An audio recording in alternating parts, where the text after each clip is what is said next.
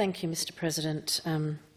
I rise to support this bill, and it will come as no surprise. The Greens support voluntary assisted dying legislation as a party position.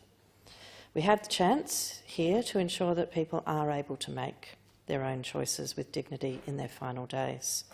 Stories of family, friends or loved ones who are slowly fading away in a hospital bed or a nursing home with no other option but to just wait are absolutely heartbreaking and far too common. I believe each and every one of us would have our own stories to share, and with these pieces of legislation I always recall my grandfather.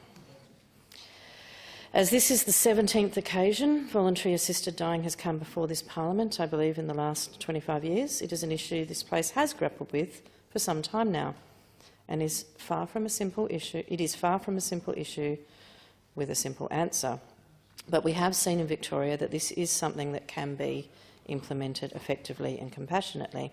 The latest report from the Voluntary Assisted Dying Review Board, released in August 2020, states that since June 2019, when their act commenced, there have been 348 people assessed for eligibility, and of that 272 were eligible. 231 permits were issued and 124 people voluntarily died from taking the prescribed medication.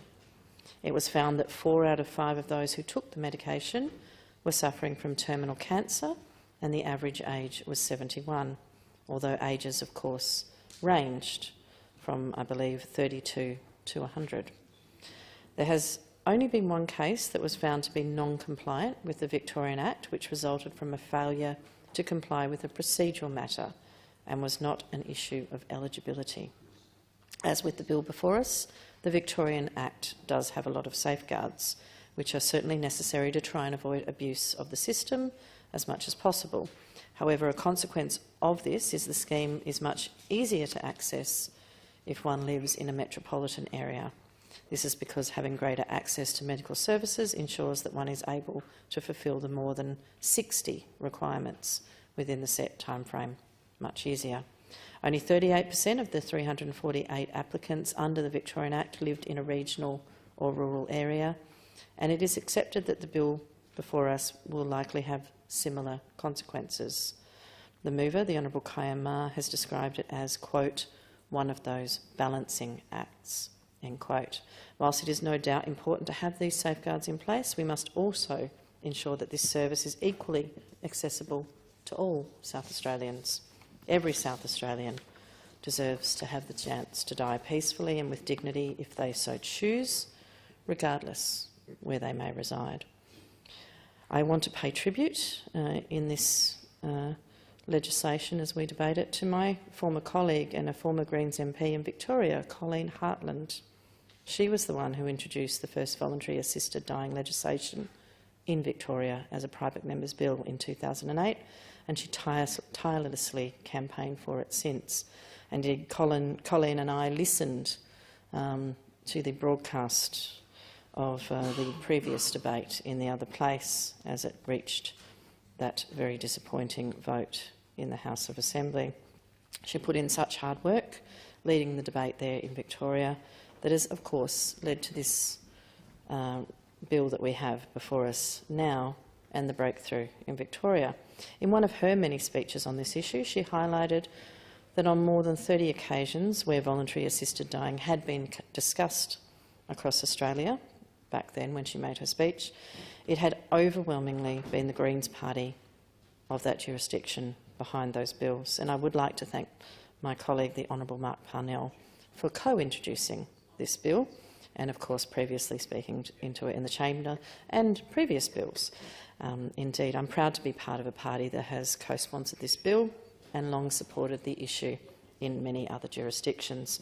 Voluntary assisted dying forces us to think about something unpleasant and complex, which may make us uncomfortable, but our communities have shown their overwhelming support for this issue, and I do believe it is time we listen. I have received thousands of pieces of correspondence, and indeed I just want to let them know that I am listening. 3 that I wished to remark upon and share with not just the council but of course the community, have particularly affected me. One is from an aged care worker in a local aged care facility. That person wrote to me that they had seen many people suffer a painful, slow and undignified death. And quote, "The pain is not the hardest part of it. It's the person who is suffering and wishes that they could have a choice of how they leave this world. Nobody likes hearing it took so and so 2 weeks to pass away, even though they were on end of life. I've had residents who have just laid there in bed for months on end, unable to move, communicate and eat. The fact is, if you are bedridden at the end of your life, you will not be showered, your hair will be washed in a shower cap, your food will be minced and your fluids thickened. There is no dignity, pride or joy." Another that struck me read, "I am an ex-Catholic nun who was being diagnosed with a terminal bowel disease in 2020. This person went on to say, "For me, it's when I'm still of sound mind but in palliative care that I want to choose to die, before my bowel explodes within me and I'm vomiting up my own faeces, causing me to be in excruciating pain. I do not wish to be under palliative sedation, dehydrated nor starved to death. I wish to be at peace and say goodbye to my family without trauma to them and to myself." And she goes on to say, "I believe that I'm dying anyway and that God would not want to see me, or anyone else for that matter, die such an intolerable death.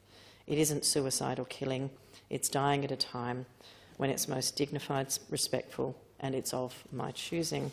And I thank her for her correspondence. And finally, one particularly sardonic piece of correspondence by somebody who's known very closely to myself and the Honourable Mark Parnell. He is indeed a member of the Greens family. And he wrote to us, "A year ago, I was a perfectly healthy, gainfully employed, lapsed Catholic, 44-year-old man, until that fateful day when I told my wife I don't feel well, which turned out to be a golf ball-sized tumour in my brain that can't be removed. So finding out you're terminally ill, not as much fun as it sounds. I sit through chemo every month to try and keep me alive. Chemo, also not as much fun as people said it would be. Eventually, soon, I'll be dead. That's okay, happens to everyone. Morbid, sure, but I'll be damned if I don't go out on my terms. No way in hell am I making my wife watch me wither into nothing, where I can't feed myself or go to the bathroom. Expletive, that. So please support the bill." And to him I say I will, and to the chamber I commend the bill.